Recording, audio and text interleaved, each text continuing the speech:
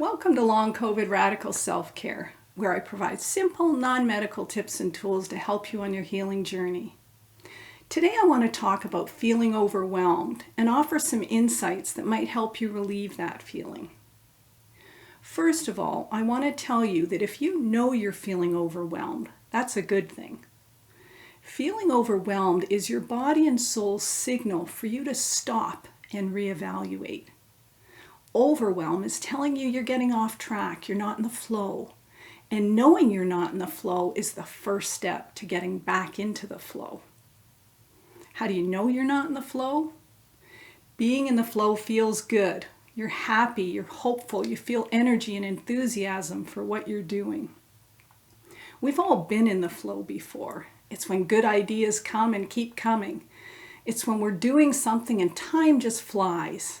You get more accomplished in a day or week than you thought possible. And it was easy, almost fun.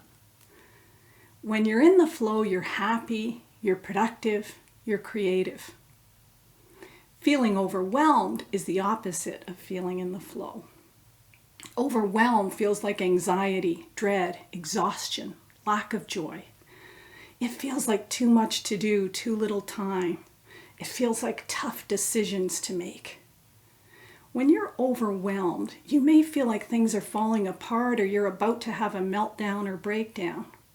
But remember, breakdown is also a breakthrough. It's when you realize the old way isn't working and something needs to change. We typically react to overwhelm with some form of the fight, flight, or freeze response. The fight response may come across as anger. My husband Steve knows I'm overwhelmed if he starts to joke around and I don't join in. I'll just get angry that he's not being serious. Some people respond to overwhelm by curling up in front of a screen or going to bed to escape the feeling. That's the flight response. Addictive behavior is also a form of flight response, escaping overwhelm. The freeze response is essentially ignoring the problem altogether. Since I don't know what to do first, I'll just do nothing and then watch the problem grow. What's your go-to behavior when you're overwhelmed? There are some common thought patterns that lead to overwhelming situations. The first is, I can do it all. It's about taking on too much and having trouble saying no. The second is, I can do it all myself.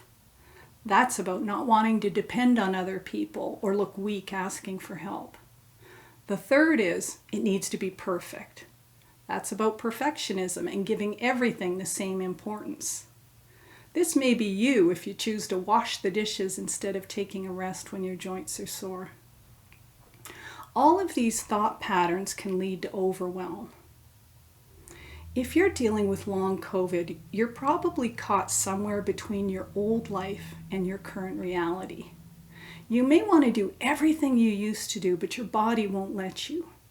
You just can't keep up. You get further and further behind where you want to be. And that, I think, really points to the root of overwhelm for those of us with long COVID. It's that tension between the way things are and the way we want them to be. If you keep trying to live the life you had before COVID, sooner or later you're going to find yourself unable to continue. It's like trying to swim upstream. Trust me, I know. I've got the t-shirt, the hat, and the bumper sticker for swimming upstream. If you've ever fought a strong current, you know and I know, Mother Nature always wins. Always. I've fought the current both literally and figuratively, but I've also had times when I was in the flow, swimming or paddling downstream, and it's a lot more pleasant for sure.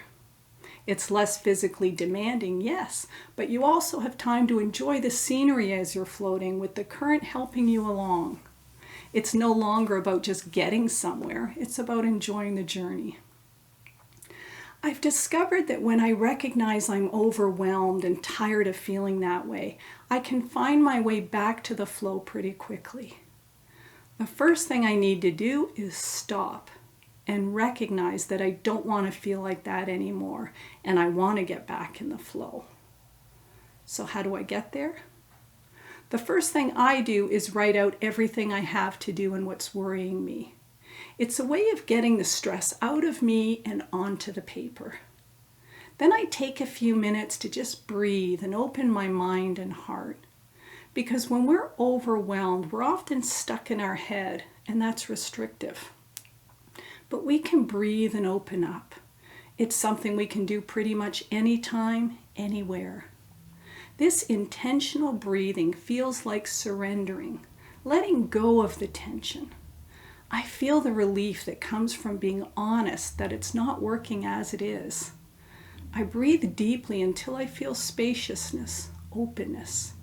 I make room for wisdom and inspiration to enter my consciousness. If I can take a walk in nature, that's even better, but it's not necessary. I shift my focus from the micro, the tasks, the worry, the negativity, to the macro, the purpose and path of my life. I remind myself that I've been through big challenges before and I've survived them, and I'll survive this too. When I feel grounded in the macro, the larger perspective, I ask myself, what's my priority right now? What's most important? Getting and staying healthy physically, mentally, emotionally, spiritually is always at the top of that list. And healthy for me requires balancing rest and work and having joy in my life. I take the focus off the goals, the destination, and find ways to make the journey more meaningful and enjoyable. Entrepreneurial coach Sage Levine says, flow and grow. What that means to me is that being in the flow often calls us to the best version of ourselves.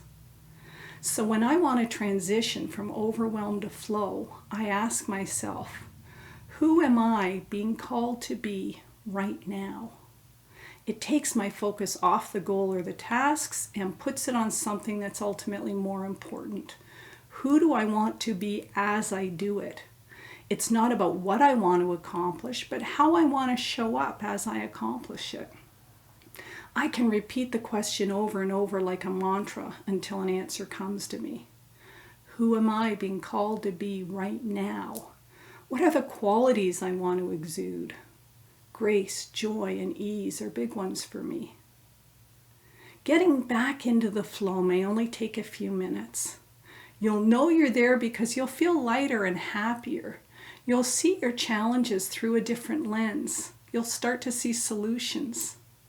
When you're in overwhelm, you can't see the forest for the trees. When you've opened up your heart and mind and created some space and gained some perspective, you may be inspired to drop certain projects you thought you should do, or ask for help, or take a daunting task and just do a small, manageable first step, instead of trying to do the whole thing all at once. Can you think of a situation where you were really anxious and then just surrendered? Maybe you were panicked planning a party and finally just surrendered and said, "It'll be what it'll be." And everything turned out just fine. I've often found that when I just relax, things fall into place and turn out better than I imagined. Do that sooner for the sake of your health. So here's a summary of the 3 steps to reduce overwhelm. 1, write out everything that's on your mind or everything you have to do. Mel Robbins calls it a brain dump. 2, close your eyes and breathe deeply until you feel a sense of spaciousness. Surrender. And 3, ask yourself, who am I being called to be right now? Contemplate what's most important in your life and allow that to inform your situation. Be open to change, to do things differently than you have before. Life is an adventure, and growth begins where your comfort zone ends. Thank you for joining me. If you've got a topic related to your long COVID journey that you'd like me to address, please drop a note in the comments below. My mission is to support you on your journey back to health, and I'm happy to share what has helped me with the hope that it will help you. And don't forget to click the like button right now and share this with anyone you think might benefit from these messages, whether they have long COVID or fibromyalgia or something else. It's free. Until next time, be kind to yourself and each other.